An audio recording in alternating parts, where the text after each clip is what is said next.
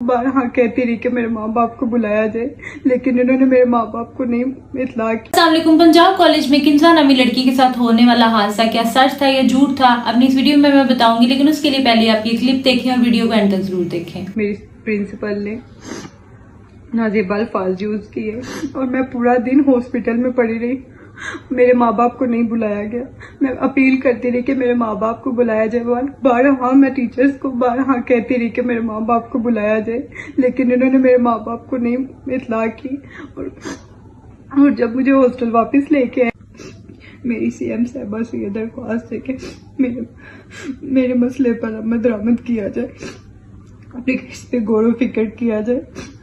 Firstly 11 अक्टूबर को किंजा के साथ ये हादसा पेश आया था और कहा यह जा रहा था कि एक सिक्योरिटी गार्ड और एक ड्राइवर इन्वॉल्व है इसमें। उन्होंने ट्रैप करके किंजा को पहले बेसमेंट में लेकर गए और उसके बाद उसको ज्यादती का निशाना बनाया और उसके बाद उसकी हालत इतनी ज्यादा गैर हो गई थी कि उसको आईसीयू में शिफ्ट करना पड़ा और इसकी चीखें काफी ज्यादा स्टूडेंट्स ने सुनी थी। उन्होंने इंसाफ के लिए प्रोटेस्ट करना शुरू कर दिया, सड़कों पर निकल आए और काफी खरोश के साथ उन्होंने प्रोटेस्ट किया और ये न्यूज जंगल में आग की तरह फैल गई। सोशल मीडिया पर हर बंदा इसके बारे में बात करना शुरू हो गया। इवन बड़े बड़े एक्टर और एक्ट्रेसेस ने भी इसके बारे में बात की और सबने कहा कि हमें इंसाफ चाहिए। और फिर उसके बाद जब इस मामले की तहकीक होना शुरू हुई तो सबसे पहले एएसपी शहर बानो ने इस बारे में बात की कि एक मिस इन्फॉर्मेशन फैलाई गई सोशल मीडिया पे, ऐसा कोई वाकया हुआ ही नहीं। उन्होंने साथ में उनके पेरेंट्स को खड़ा किया। हालांकि बच्ची हमारे घर पे है, किसी किस्म का कोई ऐसा मसला नहीं है उसे, ठीक है। जिन्होंने इस बारे में बात की कि ऐसा कोई वाकया नहीं हुआ, हमारी बेटी किंजा, उसकी ऑलरेडी तबीयत खराब थी और एक दिन कॉलेज में वो सीढ़ियों से गिर गई थी। उसकी कमर का मसला था, उसकी कमर में शदीद दर्द था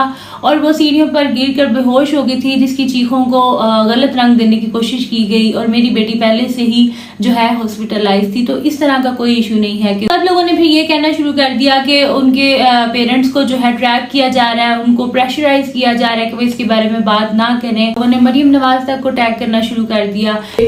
झूठ की दास्तान घड़ी गई जिस वाकये का वजूद सिरे से था ही नहीं। जो स्टूडेंट्स हैं उन्होंने भी ये कहना शुरू कर दिया कि हमने सुनी सुनाई बातों पर ये वीडियो पोस्ट की थी। जिन तमाम लोगों की ये वीडियोस वायरल थी और उन्होंने कहा हमने खुद आंखों से ऐसा कुछ भी नहीं देखा। तो अब करंट सिचुएशन ये है कि मामला काफ़ी हद तक दब चुका है, ख़त्म हो चुका है, क्योंकि किसी को भी इस चीज़ की श्योरिटी नहीं है कि क्या ये वाकया सच में पेश आया था या फिर नहीं आया था। और इतने बड़े लेवल पर जब इसकी कार्रवाई की गई तो कोई मुद्दई ही सामने नहीं आया। तो जब कोई मुद्दई ही सामने नहीं आता तो फिर किस चीज़ का केस होता है। पॉइंट ऑफ व्यू में अगर तो उसके बाप नहीं एक्शन लेना चाहता तो ऑब्वियसली कोई भी बाप नहीं चाहेगा कि अपनी बेटी को इस तरह से सामने रखकर इंसाफ मांगे। और यूजुअली ऐसे केसेस में इसी तरह होता है कि इन केसेस को रफा दफा कर दिया जाता है और जो है अपनी लड़की को इस तरह से सामने कोई भी लाना नहीं चाहता। और इवन दो जब लड़की मर जाती है तो उसके पेरेंट्स उसकी पिक्चर या कुछ इस तरह का दिखाया जाता है। जिंदा लड़की को कोई भी इस तरह से मुआशरे के आगे पेश नहीं करना चाहता कि हमारी बेटी के साथ इस तरह हुआ है, क्योंकि ये बातें फिर नस्ल दर नस्ल चलती हैं। लड़की के फ्यूचर का सवाल है, हर चीज़ उसमें इन्वॉल्व होती है। तो पेरेंट्स इस प्रेशराइज में आकर भी हो सकता है उन्होंने ना स्टेप लिया हो। और इवन तो मुझे भी नहीं पता कि ये मामला सच है या झूठ है, लेकिन जो मामला सामने नजर आ रहे हैं उसमें यही सूरत हाल हो सकती है कि जिसमें उन्होंने एक्शन नहीं लिया। तो जब जिसको इंसाफ मिलना चाहिए उसको ही इंसाफ नहीं चाहिए तो कोई दुनिया का फर्द बड़े से बड़ा भी उसको इंसाफ नहीं दिला सकता। ये मामला यही है। कुछ लोग इस चीज पर बिलीव कर रहे हैं कि ये मामला हुआ ही नहीं था, वाकया हुआ ही नहीं था। कुछ लोग इस पर बिलीव कर रहे हैं कि वो बड़े ताकतवर थे, उन्होंने मामले को दबा लिया है और इस मामले को यहीं पर रफा दफा कर दिया गया है। मेरे पॉइंट ऑफ व्यू में एक सिक्योरिटी गार्ड को, एक ड्राइवर को बचाने के लिए इतनी बड़ी पॉलिटिक्स और हर चीज को वो दाव पे नहीं लगा सकते। तो this is my personal point of view. आप लोगों का इस बारे में क्या पर्सनल पॉइंट ऑफ व्यू है, आप मुझे कमेंट सेक्शन में बता सकते हैं। और जैसा आपने इस वीडियो में स्टूडेंट की वीडियो देखी तो इस तरह की भी काफ़ी ज़्यादा वीडियोस आती रहती हैं।